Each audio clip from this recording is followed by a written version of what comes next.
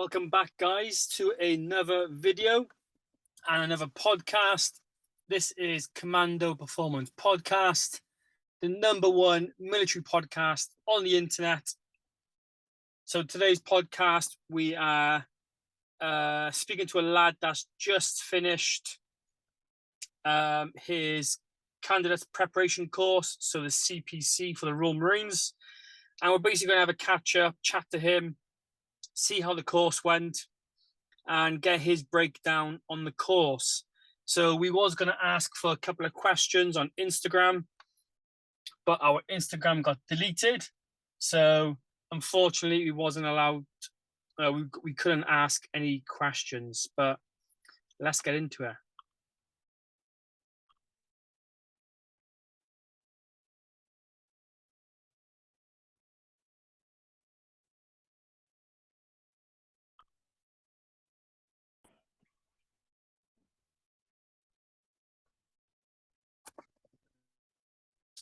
Hey, can you hear me?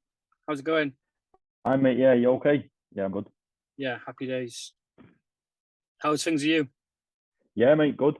Just keeping the training consistent now, making sure I've got all my admin on point, keeping up to date with the AFCO, what information he sends me. And yeah, that's it really. Just make sure recovery as well. Recovery is a big one. Making sure stay mobile and stuff like that. Yeah, massively. How's the body feeling now? Is it all right? Yeah, it's not too bad now. It's definitely a shocker to the system. You know, it's different from your usual gym stuff you're running, your body weight circuits. It definitely day 3, the endurance course, that you definitely feel it after that. That just takes a whole different toll on your body. Yeah, definitely. When did you pass? Was it 2 weeks ago you've passed it? Yeah, about 2.5 weeks ago now, yeah. Okay. Did you take a week off after? I took a week off, probably about 5 days, just sort of let my body rest and recover, and then just got back into it a bit slowly. And I've definitely done things differently. Like I've adapted my training now from being down there the other week, and implementing some different things, different exercises, stuff like that. Yeah, definitely. So yeah, we'll touch that more in a bit. But obviously, yeah, you've just come off CPC 2 weeks ago. You passed it? All passed? Yeah, passed. Pass? I think so. Yeah, I think I did okay. I did well, I think, compared to some others, and I would say just above average, I think, for myself. We started with, I believe it was 49.50, and then by the end of it, we were 39. So about just over 10 dropouts throughout the week. It's not too bad then. No, it was good. There was a few VWs, couple injuries, and then fails on the gym test and endurance. Yeah. Happy days. Yeah, we was gonna, like, we have been speaking on social media, and obviously our Instagram got deleted then, so I couldn't ask for questions because obviously we lost our page. Yeah, no, I've seen that. But yeah, so we've pretty much got to start over again now. Pretty fredders. But oh well, it is what it is. So yeah, before have you got a date for starting training yet? Yeah, I've got my ROP date. It's in October, so it's probably about just over 2 weeks. No, sorry, not 2 weeks, 2 months from when I passed the CPC. Okay, yeah, that's roughly the timeline they're giving lads online at the moment. Anyway, I think, 2 months. I think as well, it was because the summer leave. Okay, yeah. It's summer leave, so we've got like an extra couple of weeks there. I know some lads who were on my CPC I don't think they felt too confident. They've got things to work on, so they've booked onto the next one, which is a couple of weeks after. Yeah. Yeah, I say like some lads just get hold of the AFCO and I'll just say put me on the next course available. Yeah, before I even realised that I had passed, I'd already got a text from my AFCO saying like congratulations, because they must send it through on some sort of admin database that you've already passed. Yeah, they probably as soon as they find out, they probably submit it all online straight away, probably. Yeah, exactly. So I think he just automatically booked me onto the next available one, which is what most lads got.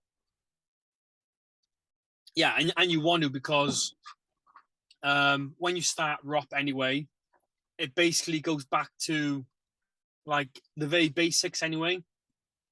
Like Yeah, yeah, exactly. as It's long just the as you fundamentals. pass, as long as you pass CPC, you're fit enough to start ROP pretty much. Yeah, yeah, Because yeah, that's why it used to be called Potential Royal Marines Course. yeah. The PRMC.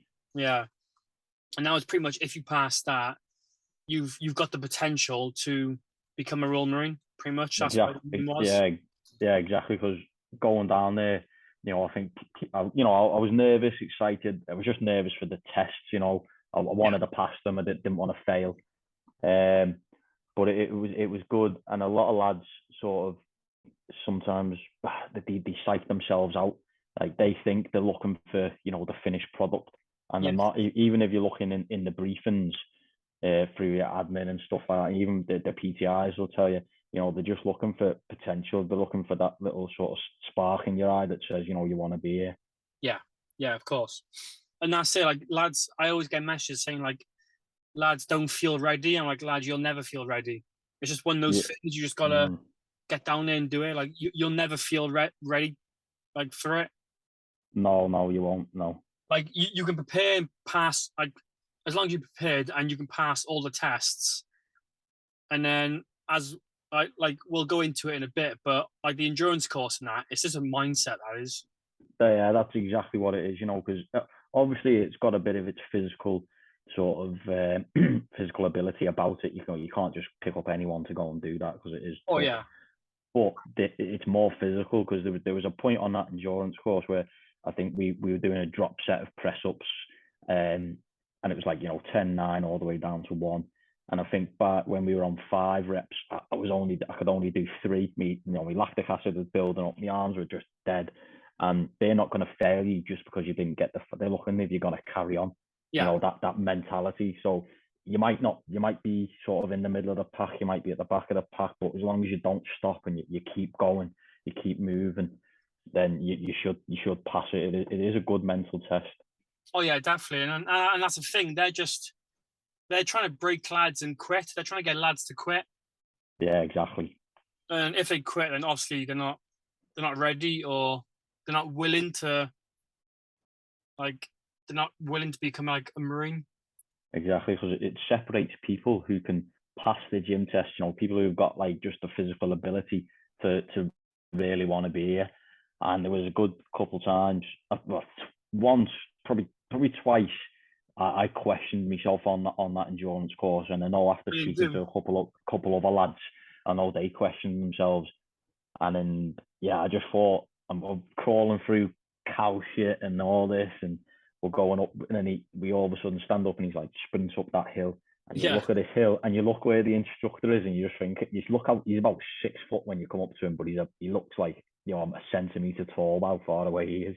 yeah, yeah. It's mental. And that's it. Like you can get lads like absolute specimens go there, like super fit, but then they're just weak minded. Exactly. Like they'll go in and you're like, oh my god, this guy's fit, but then you'll go to the endurance course and just break him. It's Yeah, just exactly. Yeah, different type. one piece of advice I'd give to the lads definitely is when you don't look around at anyone else. You don't look at someone who's they might be 6 foot, 6'2", whatever. They might be ripped, got a lot of the muscle on them. It doesn't matter No, what you look like. It really doesn't.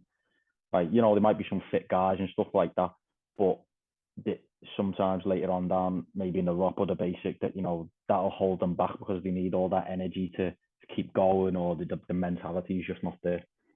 yeah, and that's it. You'll get that in recruit training. You'll get some like really small, skinny kid, and then he just won't stop.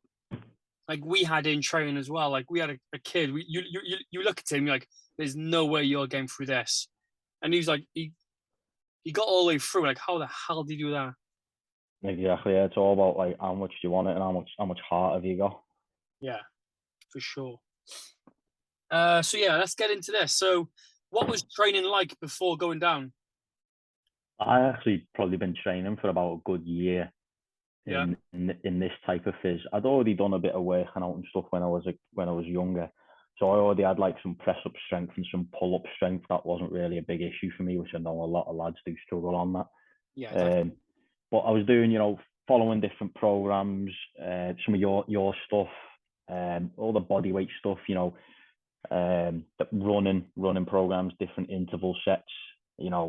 I'd definitely say don't do anything more than 8-10 mile runs. You don't need to be doing it. No. It is definitely the short, sharp, fast stuff, like shuttle runs, 200 meters, 4 sets of that with like 30 seconds rest. And then once that, you start getting good times on that, maybe add another set on or decrease the rest time.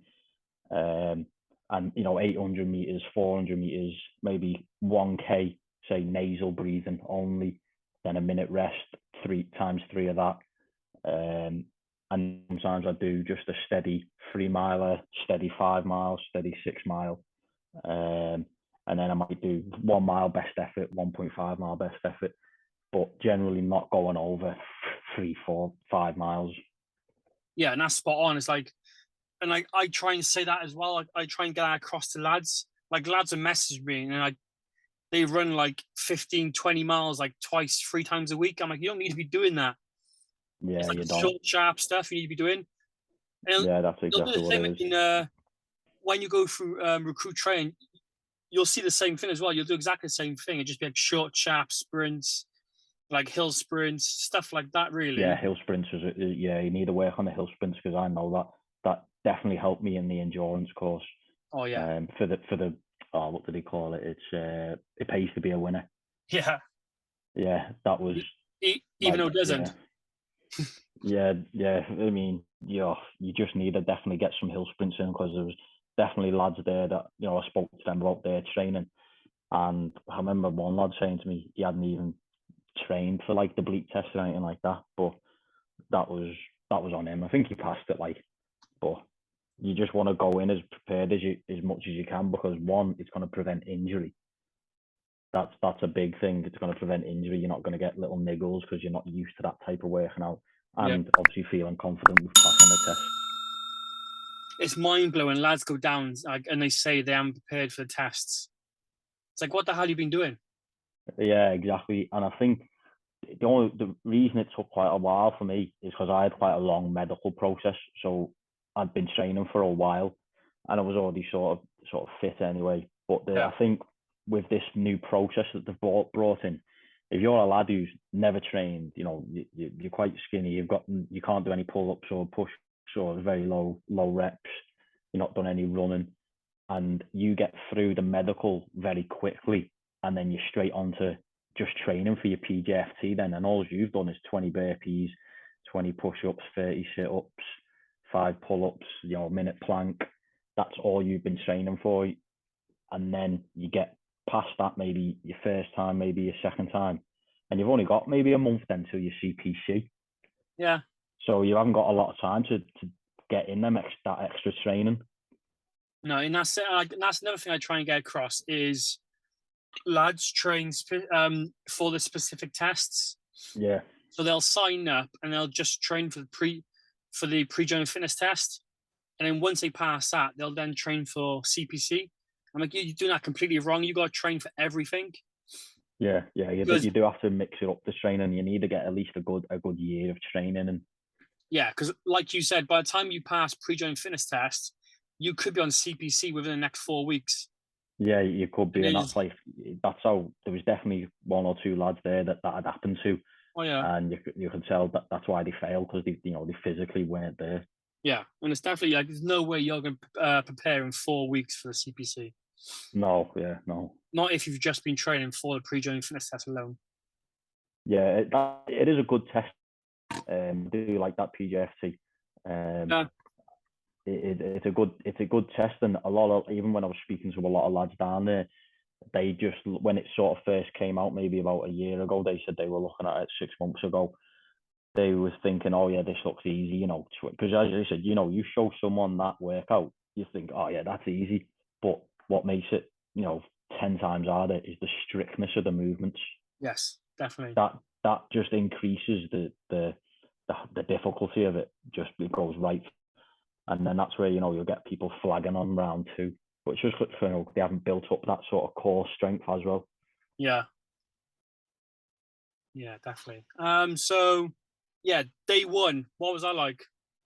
Rocked up. Yeah, it was good going good down on train. the train. Yeah. Took a good like 4 hours for me to get there. But you're feeling a bit nervous. The furthest, well, depending on where you're coming from, but most, because it's quite down south, most people will be coming up from the north or something like that. Yeah. You'll meet you'll see a lot of lads in suits there, and you'll just know they're there for the same reason. So you just get chatting to them on the train. That's what we did. I think Especially when you get towards Bristol. yeah, exactly. That's Birmingham as well, like the big stations, Birmingham, New Yeah. Street, things like that. You'll just see lads in suits, and you'll just sort of congregate together, and just everyone's sort of there for the same reason you are. You've got the same sort of mindset. You're all in your suits. Everyone's make sure you're all clean shaven, and you've got a haircut. Because before I went down there, I had pretty long hair and I had a beard. So Yeah. you make sure you get that all cut off, because you want to, if you've had a job before, you've been to a physical job interview, you got to look it. Because that's what it is essentially. It's like a job interview for a job interview for a job interview, because you've got the PJFT, you've got the CPC, then you've got the ROP, and that's all just to get into basic training. Yeah. Yeah, definitely. But you go down there, yeah, make sure you got all your train tickets. Your AFCO will print them. Well, your AFCO will send you like a code, and you should be able to print them off from any sort of ticket machine from your local train station. Just definitely don't lose them. Even maybe like take photos of them just in case. But you go down, and we were in Normandy block. We were in. And that's one of the old blocks, if you know which block that is. Yeah. So there's about 80s in a room. For us, it was the lads who were on our train. So there's like 8-10 of us, because the trains were coming throughout the whole day. So I think we got there about 2:30, 3 o'clock. One of the instructor will come down and get you. You'll go up this. It's quite fast paced as well, and you'll know yourself. It's quite a steep gradient going from the station up towards the block. Oh yes. And you'll have all the like other recruits and some other Marines there, sort of looking at you, sort of staring you out. Just a bit of an intimidation factor, I think. And you'll go. There's mop buckets at the end of your bed. Now, we didn't realise this until the second day, because we hadn't been told, but don't use them for cleaning or like washing cleaning your accommodation. They're for your dirty stuff, like your dirty fizz kit. Yeah. So just because we didn't get told that, and that, some of the instructors might forget, so that's definitely for one, lads. You need to make sure that you've brought all the relevant like documents as well. So there'll be 2 forms which you need to bring. And your AFCO should send you them, but you have to make sure you printed them off. Otherwise, I don't think you can participate in the CPC. There might be a way around it, but I'm not 100% sure. Okay. So you'll unpack, you'll make your bed.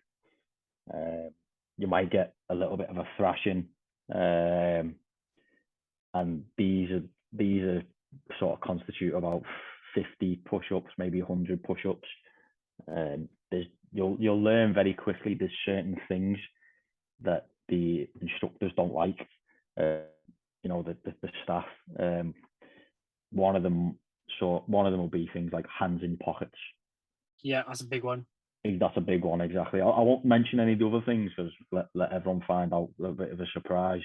But there's things like that on that sort of level which the instructors don't like, and if they see you doing it, it'll be 50 press ups for everyone.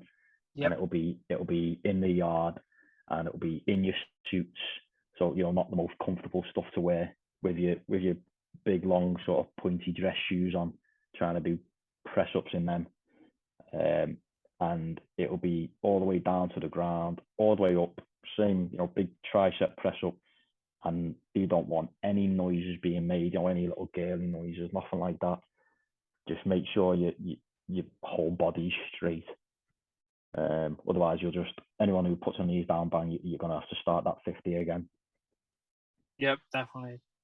There was a lecture just a basic sort of briefing on the RMFA and sort of what they want you to get out of the course, things like that.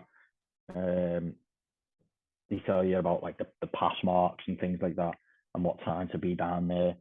And then later on, you'll go and collect your boots and your MTP kit, so your camouflage uniform. Yeah. One thing I would say as well, if depending on what size you are for boots, I don't know if everyone's not worn boots before, like walking boots or work boots or anything like that, go a size up. So say, for example, you're a size 9, get a size 10 boot, because you don't want any heel rubbing or anything like that when you're on the endurance course, because it'll just take the skin off. And make sure you bring thick pairs of socks for that. You go down to the galley as well later. You get lunch. The food was quite good, to be honest. I like the food. It's basic stuff, but I mean, it depends how much of like a fussy eater you are. But when you're down there, don't think of the food as this nice flavour, some tasty stuff. It tastes okay, but it's just fuel. It's literally just fuel, and that's just your energy. Eat it, and it's just for your physical sort of well-being. Really, you need to make sure you're getting them calories in. Yeah, definitely. So day one, just admin, really. Yeah, admin basically. Yeah, and they do a little bit of a medical form. The instructors give out this basic medical questionnaire, and it's just things like, have you had any joint problems, any hip problems in like the past couple of weeks leading up to this, and if you had like any sort of skin conditions like eczema and things like that. I think it is just for the DS, the staff team, just in case anything happens on that endurance course. They back at your record and just to basically say health and safety, basically. Yeah, pretty much. Yeah. And then on to day 2. What time did you wake up? 5 o'clock, but I think it's 10 past 5, but it's better just to get up earlier. Just get up 5-10 minutes earlier, because there's about 40-50 lads and you're sharing 8 showers. So you need to make sure you're up, you clean your accommodation, give it a little brush down, make sure it's spotless, shower, shave, make sure you bring your flip-flops, and make sure you wear your flip-flops when you shower. And that's just so obviously there's no foot infections going around. But they will get you if you're not wearing your flip-flops when you're showering. So make sure you take like a decent pair of flip-flops down. That's you get about 10 minutes showered and shaved, and then it'll be straight down to breakfast, wearing your suit and tie. It was quite hot when we were down there, so we were allowed not to wear our suit jackets. So I think it obviously all depends on what the weather's like and what the instructors like down at their personal preference. And then it was the gym tests after we let our breakfast settle back up to the accommodation. Get our the heart rate monitors, and our bibs, and basically the gym test then, which is pass or fail. Yeah. That's the morning. Yeah, that's in the morning. Yeah. Yeah, and then you have lunch. Yeah, you have you have the bleep test and the sit-ups, push-ups, pull-ups. They're pass-fail, as most people should know if they're going down on this course. And then you have the feet to beam after it, which isn't a pass or fail, but they want you to basically pass it. It's otherwise you'll get noted down.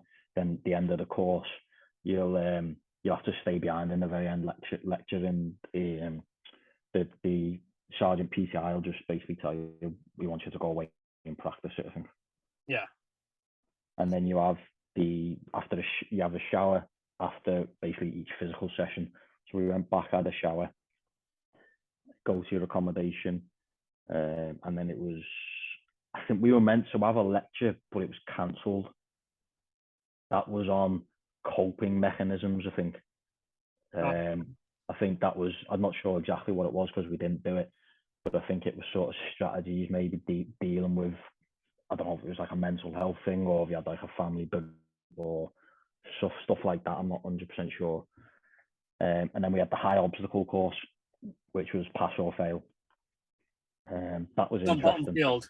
Yeah, down on bottom field. That was good. It was definitely a little bit nerve wracking when you get up there. Yeah. But you've got to embrace it and just sort of like fight that sort of bit of fear, bit of nervousness, and just get on with it. Everyone passed that. I think there was one lad who, at the very end, rope. I don't know how high that is. Is it 20 foot, 25 foot, something like that? He actually he fell. He was in a dead hang, and then the PTI had to go over and give him the emergency rope. Yeah. Yeah, so we had to sort of climb down then, but he redid it, and I think he passed. Then it's lunch. You'll wait again, and then the swim test. Is that pass or fail, the swim test? Yeah. Swim test is a pass and fail. What did that consist of? The swim test.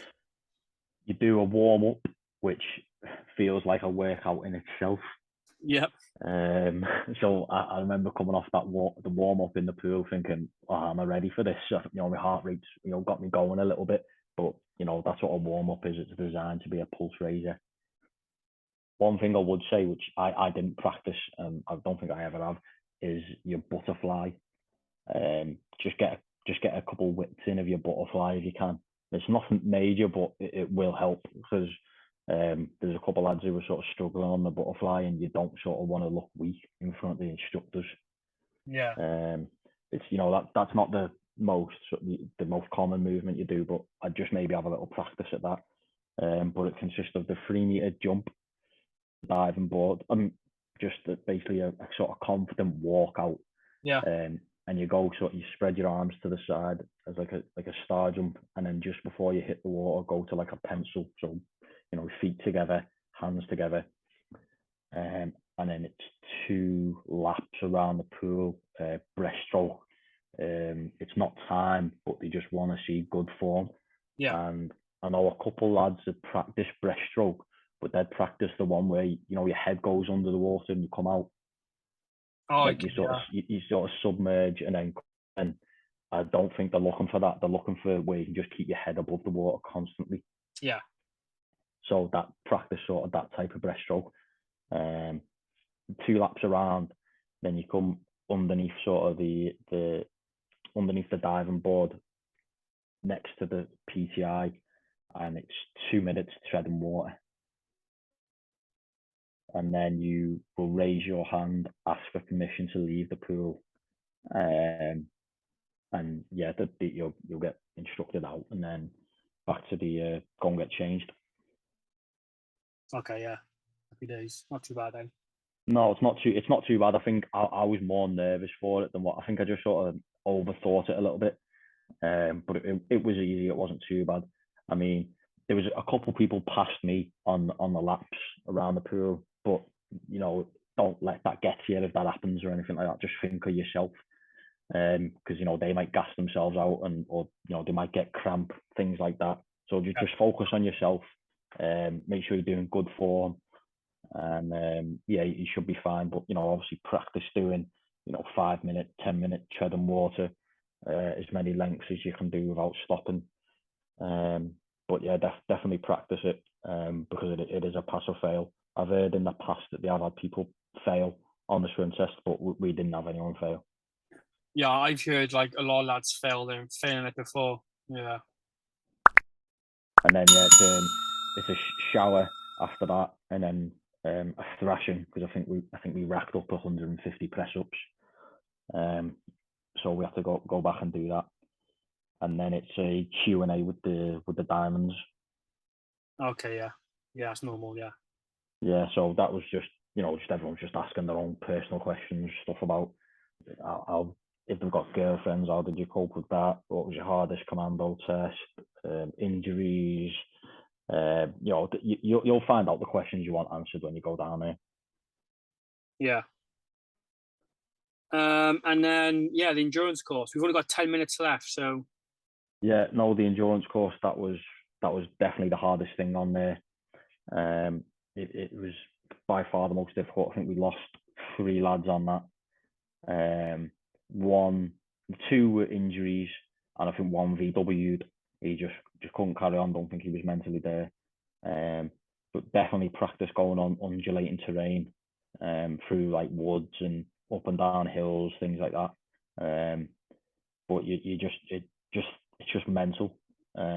Definitely practice hill sprints, because that'll help you on it pays to be a winner, where there'll be 4 of you sent off up the hill. First one gets there, wins. I think the last one or last 2 will be doing press ups up at the top, basically sort of adding more fizz on.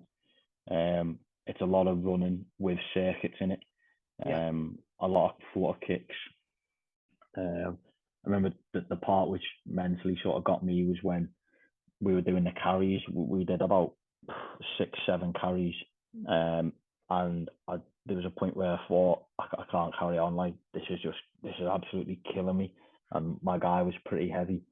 But yeah, you don't listen to that voice and just keep going, just keep dragging them. Or so there's different carries you have, but you'll know what you're doing. Just keep going till you get to the instructor, sprint back, and just think it will end, and just push through the pain. Just push through the pain. But it definitely separates those who don't want to be there and who want to be there. The run back's not too bad. It's 3 miles at like a 9-minute mile pace in trainees. So not everyone was fine on that. It was just your legs are just cramping up, your quads. I've never felt cramp like that before. Yeah. But that's if you feel cramp, just try and stretch off on your water break. Like you have a break where you get your boots off and get your trainees back on. Just have a quick stretch and help the lads out together. Make sure that sort of use them for balance. They'll use you for balance while they're stretching off the quad. But yeah, it's tough at the time. But once you get on the run, you just know, like, there's nothing stopping you now. Like I would have gone another 3 miles if I had to. Yeah, definitely. I'm not sure. I'm not sure if you want me to go over what they want for the gym tests, because I know a lot of it's a few bits of it have changed now. Yeah, quickly go over that. Yeah, got 7 minutes. Just for the bleep test, it's 10.5 the minimum, and I know they might go over to 10.8, something like that, but don't be training for the minimums. Make sure you're going over at least 11.5. You don't want to be hanging out at 10.5. You want to look like you can do more, and that you're not too flustered. Press ups minimums, but obviously you don't want to be aiming for that. You want to be just getting as high as you can go. They do take the tapes all the way to the end now, which is good. So you need to be, for the press ups, I'd say you need to be in that 50-60 range. And then the sit ups, the minimum's 40, but you need anything, I think, over, I'd say 65, 70 is good. And then pull ups, the minimum's 4, but definitely aim for more than that. Aim for at least over 10, 12, and anything higher than that.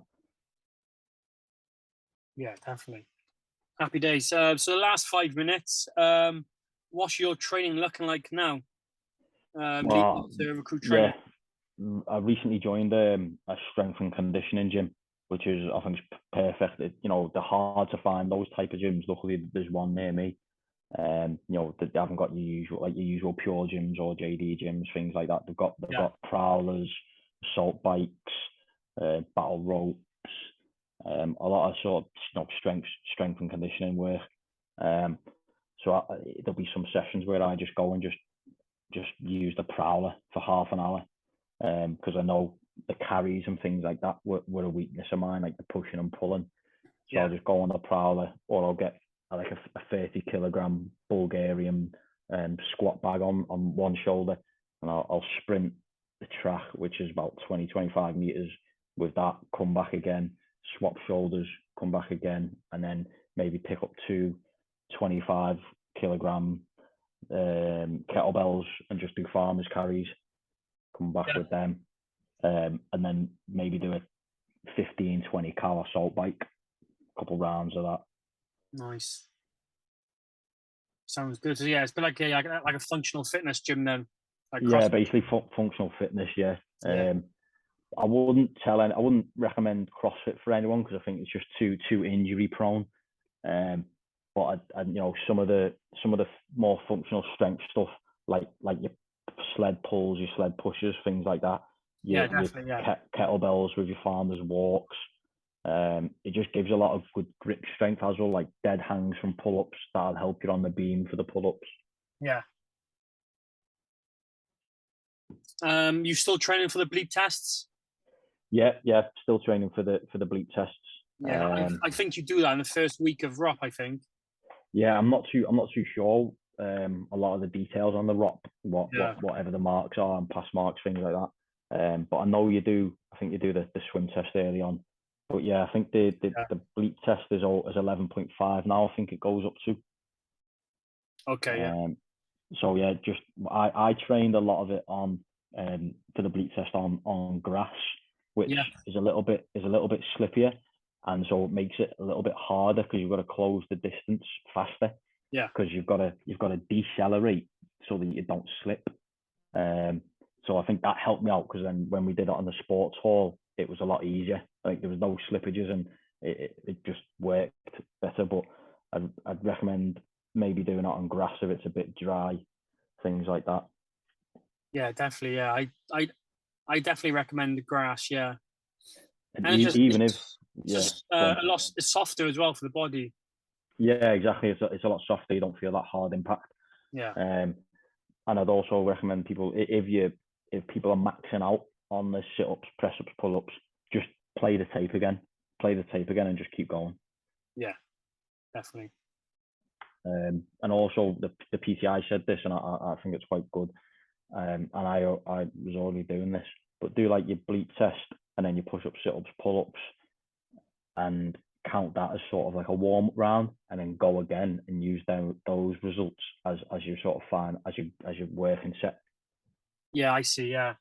So you're already fatigued, and see what you can perform at when you're fatigued. Yeah. Yeah, it's not a bad idea to be fair. Yeah. Happy But no, days. that was it. I think we got our sort of results at the end. I mean, I know a couple of lads failed the bleep tests. There was no one on the swim or the high obs. A couple VWs, and I know one lad, one or two lads, I think, passed the course, but I don't think they were going to go back. Oh, okay. But I think it gives you like that was a shocker capture. Yeah, it gives you like a little look of life, doesn't it? So yeah. So yeah, but yeah, thanks for that. Pretty spot on that was, to be fair. Yeah, don't think there was any sort of other things we haven't covered there. But yeah, just make sure your admin's on point. You're helping out the lads. Make sure you're volunteering for things because the instructors will want things done. Just put your hand up, just go volunteer. Make sure you're organised. You don't leave stuff out in your bedrooms. Make sure everyone's put the stuff in the lockers. Even just have a quick look around at the beds and just help each other out. And come prepared, have the right attitude, and don't I'd say don't rub the lads up the wrong way. Don't sort of come there barking orders type thing. Because I know a few people were trying to do that, and I don't think a couple of lads liked it. Yeah, that's fair. Yeah, that's pretty sound advice, that is. Well, yeah, thanks for that. Thanks for giving me your time, and good luck in ROP then. Yeah, no, that's good, mate. Yeah. Nice. Thanks a lot. Cheers, mate. I'll see you later. Cheers. Bye bye.